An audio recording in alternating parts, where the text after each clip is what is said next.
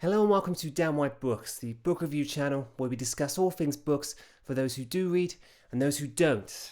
Now, it's been nearly 8 years since I read a book by author Suzanne Collin, the famous author of the phenomenon known as the Hunger Games series of books and later films. I'm sure you're well aware of what they are. Back when I was a teenager, I read through all of these books. Well, at first I saw the original film in cinema and I really enjoyed it, particularly the world it was set in. Flash forward many years, and I feel this may have been a surprise for many, including myself, when I stumble upon a new book soon to be released by Suzanne Collin. I read up about it and find that it intends to follow the early life of President Snow, a pivotal figure in the Hunger Games trilogy. I placed a pre-order. I later read the book, and here we are today. So my friends, welcome again to Downright Books, and today I'll be reviewing the latest book in the Hunger Games universe, and that is The Ballad of Songbirds and Snakes by Suzanne Collin.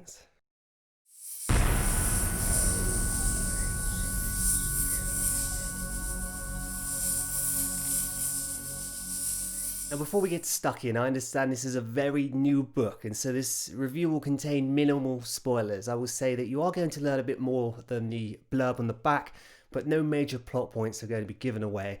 I try to make this statement true for all of my book reviews. The Ballad of Songbirds and Snakes is a book that uncovers the origins and youth of the infamous President Snow, along with his family. We start in the capital known as Panem, where a struggling Snow family have fallen on hard times in the years preceding the war. In fact, the whole city is different to how you might know it from the Hunger Games books, taking place only 10 years after the rebels have lost the war. The landscape is one of a city slowly rebuilding and reclaiming its former wonder. There is still elegance in places, but nothing to the scale you'll be used to if you have indeed seen the films or read the older books. The Hunger Games are not the spectacle they later become. In fact, many do not even take notice of them. Their viewing is not even mandatory. In the 10th year, the city of Panem decides to shake things up a bit and for the first time assigns mentors to the games. They are chosen from high-achieving students in the educational institution known as the Academy. It is here where President Snow and his classmates are chosen to be mentors for the tribute selected from various districts.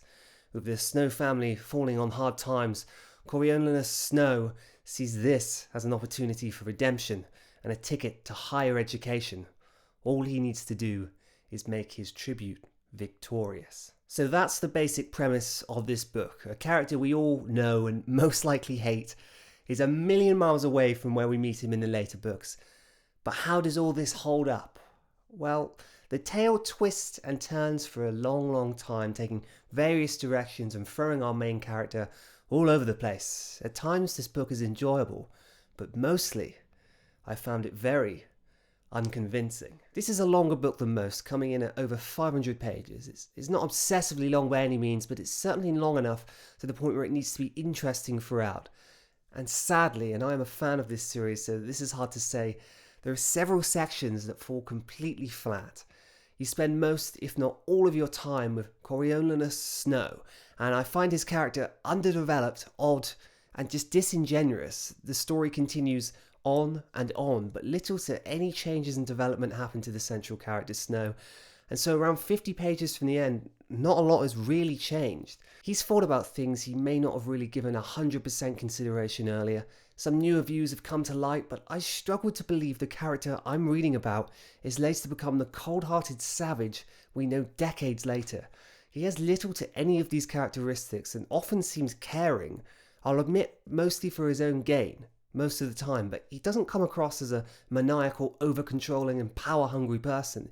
He's just your average selfish guy trying to help his family and himself. And so here is my main critique. The story and decisions throughout are unconvincing and not believable. The ending chapters feel rushed and sudden, although by this point, with little actually going on, it all becomes rather predictable. You know something is going to change. You know the story isn't going to end as it leads you to believe. And yes, this is partly because this is a prequel book. But still, I feel a lot more could have happened to develop Snow's character, and the writing leading to the climax could have been far better. It's sudden and lacking conviction.